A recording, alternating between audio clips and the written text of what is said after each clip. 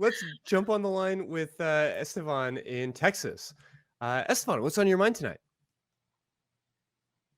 Well, first of all, I would like to shout out the show a little bit. It's a little criminally underrated as much as we complain about sex ed in America, and then a show like this has been existing this long, and nobody watches it.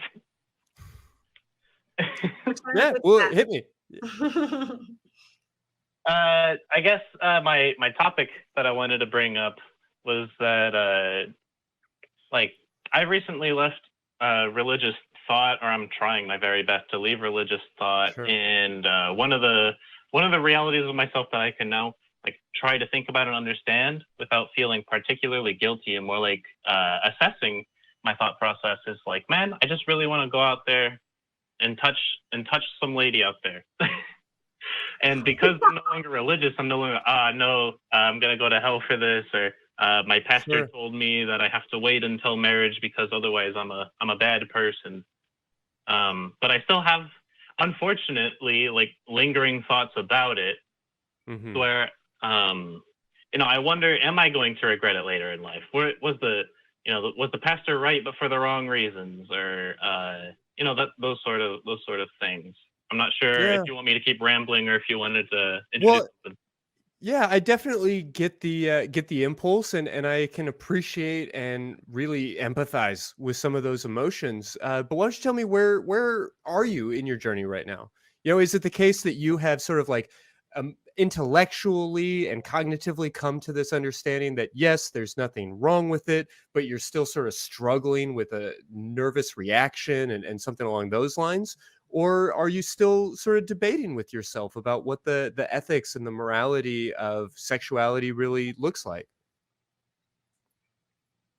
Yeah, one of the really big moments that I had, oh man, like a year ago, I think, was someone mentioning that there was a study that, and I didn't look for the source, bad me, but they mentioned that there are people giving their responses about whether or not they were actually upset that their sexual partner was like not actually a virgin, and they found that most people were like, if they've got a bit of experience, then like it might go smoother. And that was one of the big moments for me where I was like, oh, so the thing that religion tries to tell you about, like, everyone will shame you if you go into your marriage and you're not a virgin. They always say it. They never say the contrary. And to hear the contrary, I was like, you know what? Maybe there's a little something to it. But my hesitancy that you're asking about was, what if the person I find actually does care about that kind of thing, but 15 years in the past, I had already like had sex with someone just to get the experience, or like just to know what kind of things I should and shouldn't do, and the person I meet isn't actually okay with that. I've done that, and then add stress. Is it even right to treat myself like what about 15 years in the future in this hypothetical scenario? I have that hurdle. Yeah. Well, please, Sinn, jump in. Yeah, because I'm like, okay. So the way that I think about finding a partner is that when you find a partner who is going to be right for you long term, or someone you end up marrying or staying with for most of your life, whatever the case may be, the time that you meet them, they must accept you for everything that has come before in your life. You cannot change your past, and you don't have to try. I mean, so I just feel like this person that you meet in the future, if you say, I slept around a lot, I got a lot of experience, I had amazing times, I had terrible times, and it made me the person that I am today. It taught me lessons. It shaped me as a human being.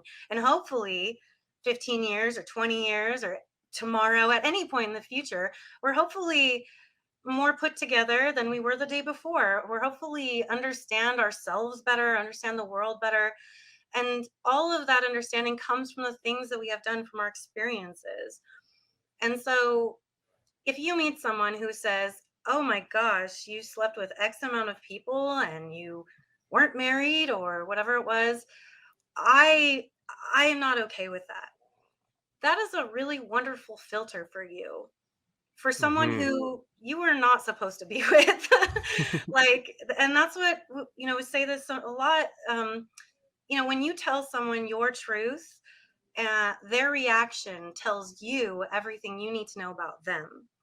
And so everything that sounds like what you're sort of concerned about and worried about has to do with another person, not you, and what's okay with you and for you. And I think that, like, when you live your life in your truth and focusing on making yourself a better person or happy or feeling joy, um, then you will be steered cosmically, so to speak, to the right types of people who will not, that won't be a thing for someone else. And I'll say, like, my partner has slept with a lot more of the opposite sex than I have. Um, and I think it's really sexy. I'll be like, so tell me about that one time you hooked up with that one girl again. Kind of turns me on a little bit. So, and that's just like one story. But I think a lot of what you're dealing with has so much more to do with the deep indoctrination. The brainwashing isn't like you can just cognitively understand that it doesn't make sense for you. It's like deep in your body, and it takes years of working through that to recognize that you have freedom to live the life you want. Yeah. How Yeah, close to I'd home is that say hitting? I feel like Mhm. I'm one of the unfortunately introspective people where I think about everything that I'm going to do. I'm thinking about doing the thing I'm thinking about doing. I also end up in the other roadblock of I was describing my thought process to get there, but I lost it. About Yeah. the reasons why I would do something. Like you said, a partner that I would find in the future, like if they're not okay with it, then they wouldn't be okay with who I became. So that's a decent filter.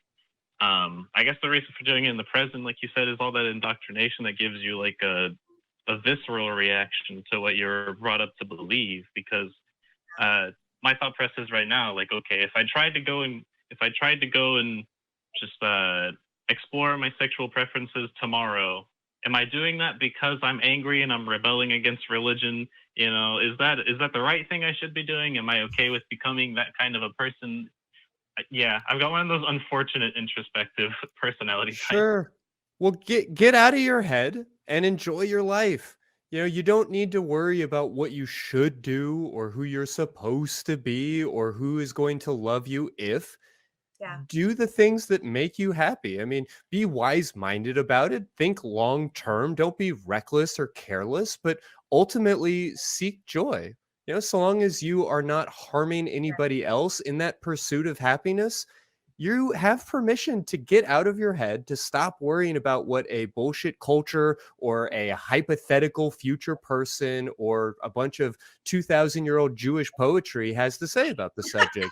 Enjoy your life. Yeah, you're here and this is it, man. This is all you get. So, Yeah. don't let these arbitrary made up rules like limit you from experiencing life. And just a reminder, as always, virginity is a total construct, man. That's a made up idea. It doesn't mean Yeah. anything. Huh. Last part, I'll have to look that up a little bit. Well, I yeah, I haven't mean, heard that idea yet. it was just made up. It was like an arbitrary made up value, and so that by the Yeah. patriarchy. But No, to just real quickly walk you through it, because I feel like this is an important idea.